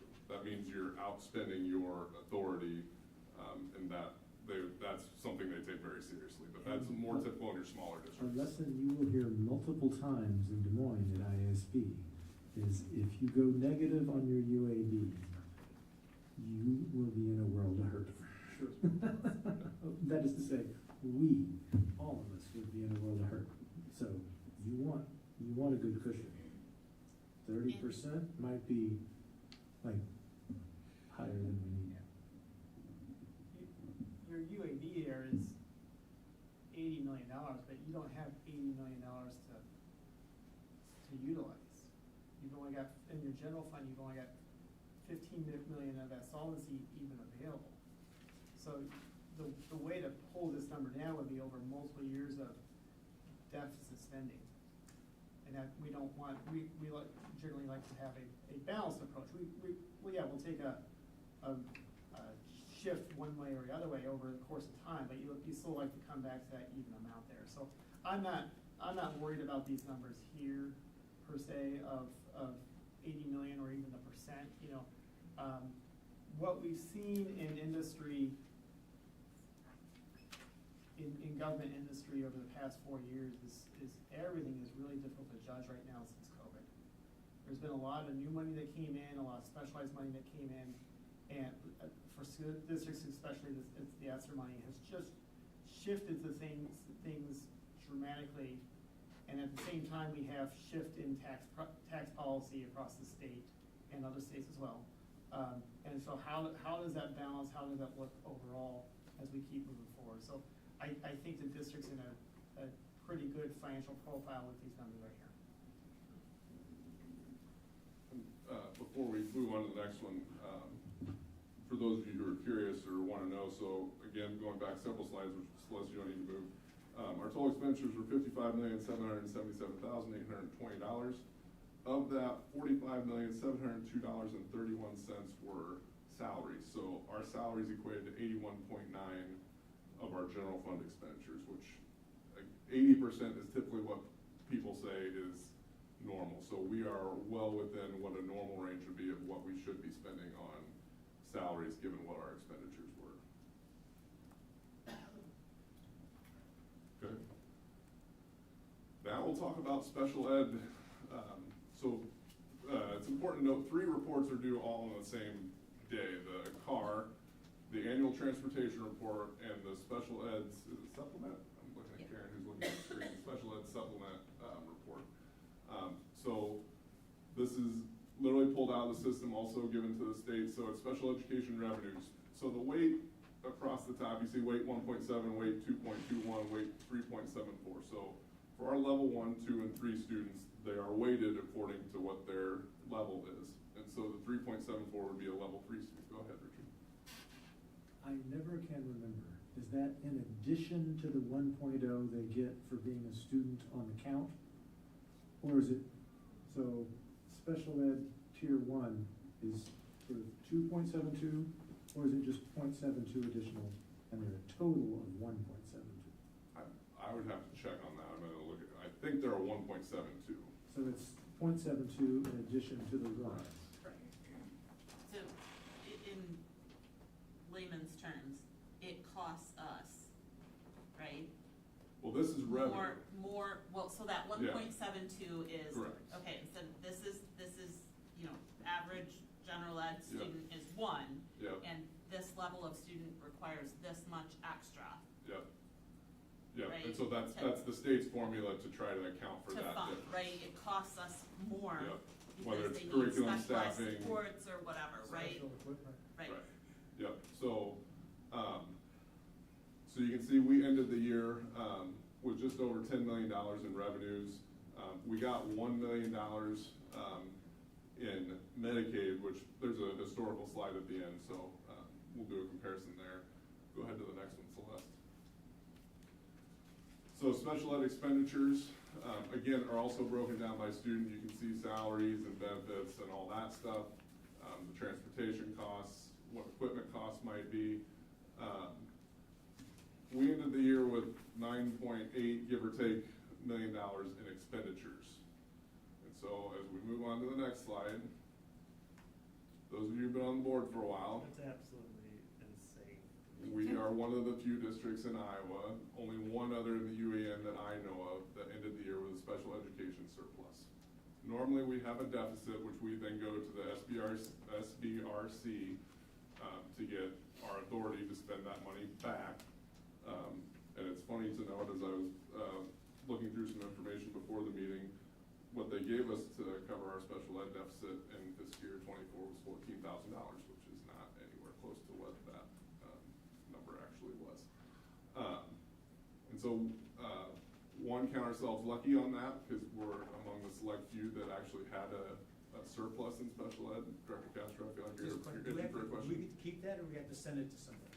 So it actually counts against us now in our In the authorized, reverse. in our UAB, because if you have a negative, they take that into consideration. If you have a positive, they take that into No, consideration. it should be about even, I agree.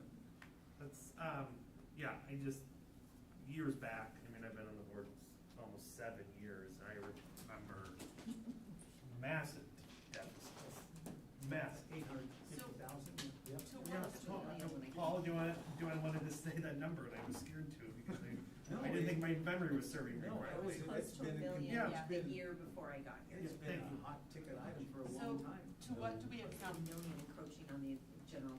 Now, So the year as I came in, so the fiscal year that had closed, it was almost $1 million, as we call it. You'll hear the word encroachment. I always call, that's the general fund's contribution to special ed. But yes, that money, when we're in deficit, will come. We have to serve students. There's also a thing called maintenance of effort. So you can't drastically reduce your expenses from one year to the next, because unless you have a reason for it. So let's say you had 50% of your students with IEPs left the district. I don't know that would ever happen, right? Well, that's your justification for why your expenditures didn't come in anywhere near where they were the year before, because you had half the kids. And so you can to file special reports for that. But when you are significantly over, you still have to fund that, so that will come out of your general fund. And on its behalf, I will not ever get upset about a special education deficit, because it means money that was spent on kids who need additional resources, which means it's money we should have spent. Well, agreed. And if you go back, when Public Law 94-142 was passed in 1975, part of what the commitment was that when it was finally fully funded from your federal dollars, they were to provide upwards of 40% of what it would cost to serve a student with special needs, right? Where the highest we ever got was close to 20% back in the early 2000s, where it's declined over those years, and you're in the low teens at this point in time from federal dollars. In Iowa, they tier it, so there's weighting to it. I believe, I don't know when Kurt, I think you're gonna talk about it in a minute, but when we looked at how did we get here, our level. Boy, did we look. Yeah, we did, because we knew this was gonna come up. And I was like, well, I think we did an accounting error, but we didn't. But we have reasons for why our expenditures actually came in lower than our revenues. But our revenues were up. The number of level 2 students, so that weighting was 2.21, so your 1 FTE for a student plus 1.21, we were up by 40 students in that eligibility area.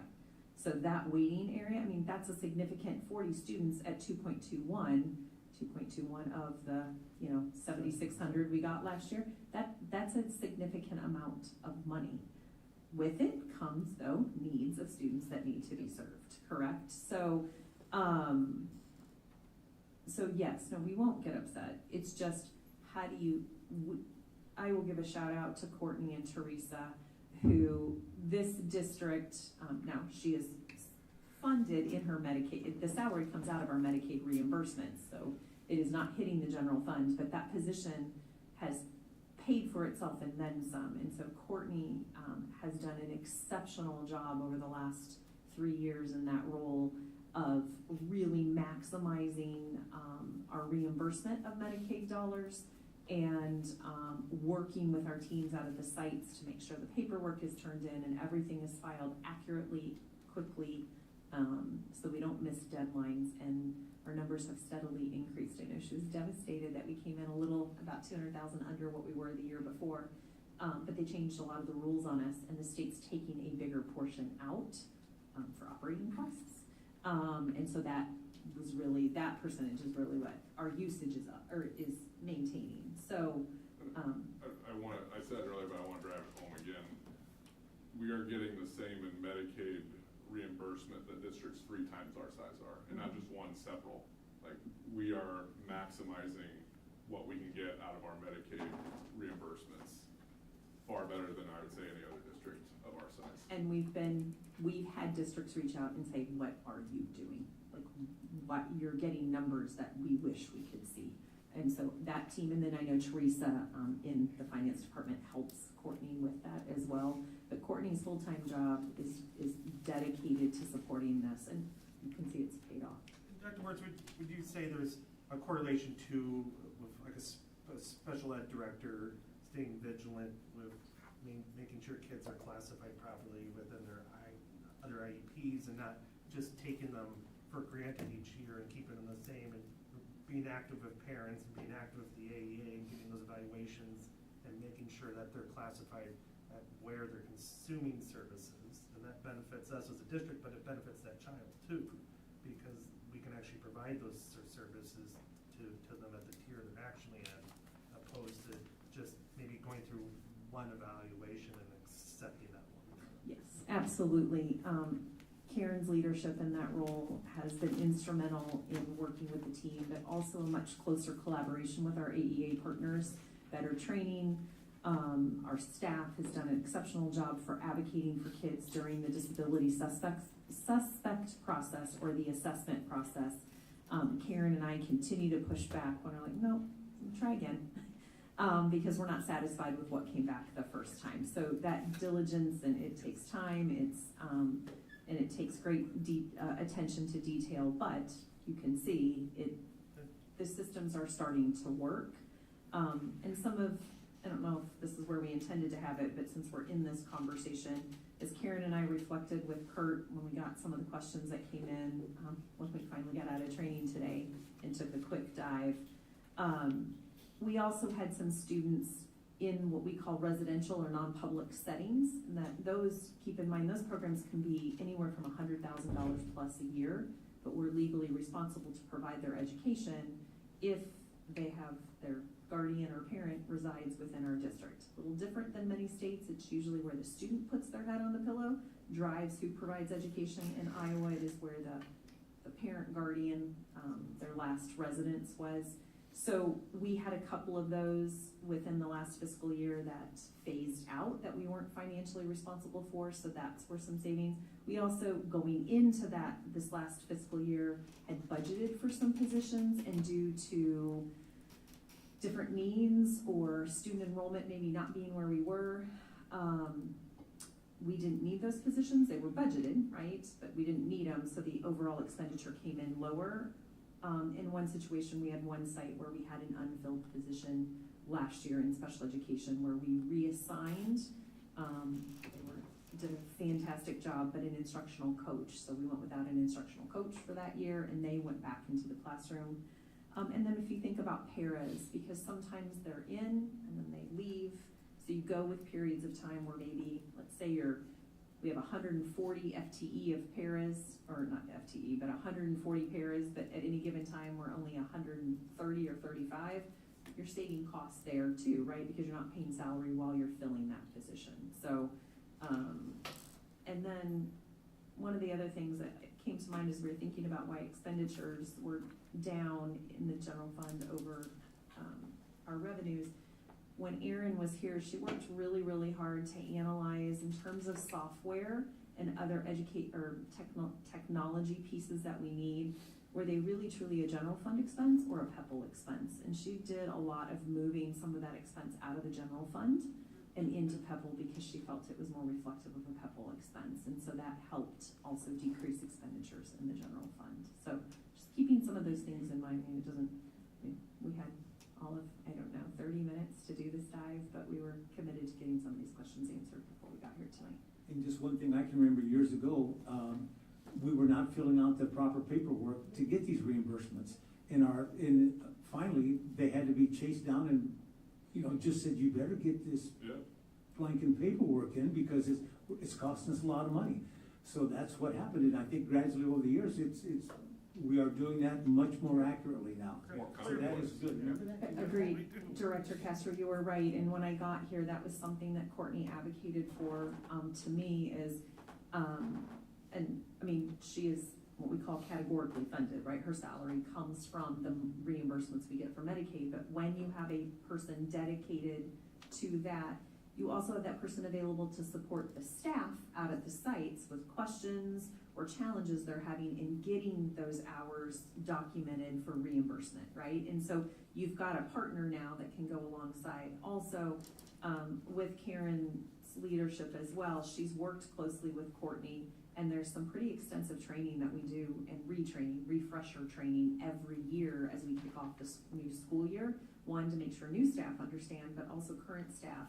If something was frustrating the year before, or just, hey, I need a refresher on this, we've got built-in training that then helps us say this is forefront in mind. And so the more we can save in the general fund in terms of expenditures, right? The more we can use that money for other things. And on this horizon, as we get into budget development season, which is closer than you all realize, we've got some pretty significant curriculum adoptions coming up at the middle school, which those adoptions are millions of dollars. It can be millions of dollars. And so from ongoing costs. So we're doing everything we can to be great fiscal stewards of the taxpayer dollar. And I think you've seen evidence of some of that tonight. This is the growth in Medicaid. So thank you, Director Castro. Just the growth of Medicaid funding and reimbursement is amazing, and that's a position she's obviously doing a very good job, and Karen's leadership of that program, and I can just reflect as being a board member, this past year, the number of emails I got from parents, and I can't tell you last one I got. So, I just believe that there's such a better flow of information between parents in this district and the AA. Thank you, Karen. That's the last one final slide, and I'm gonna sit down. So this is just the historical comparison for those that like to look back in time. So you can see the deficits there. We ran in 2022 was almost 600,000, and 2023 was 725,000. So we had $1 million swing to get out of our deficit, and that, when you look at those numbers, our expenditures went down slightly, but our revenues went way up. And so that accounts for that change. And you can see, as far as Medicaid receipts, we're actually down about $250,000. And so again, that's not all attributed to students changing or anything like that. Some of that is the state is keeping a bigger percentage now. What drives, so for the revenue, what drives that revenue change that we see from 22-23 and then the big jump from 23-24? And I apologize, because I'm sure that was baked in some of the prior discussion just now, but so that I better understand. And So that's also subject to SSA, so that's some of the growth, but then some of that's just changes in student populations, so. And waiting. Yeah, because each So year. is it basically kind of dependent upon your students and the associated needs? That is the biggest chunk of that. Okay. Correct. So, And then, same question for the expenditures.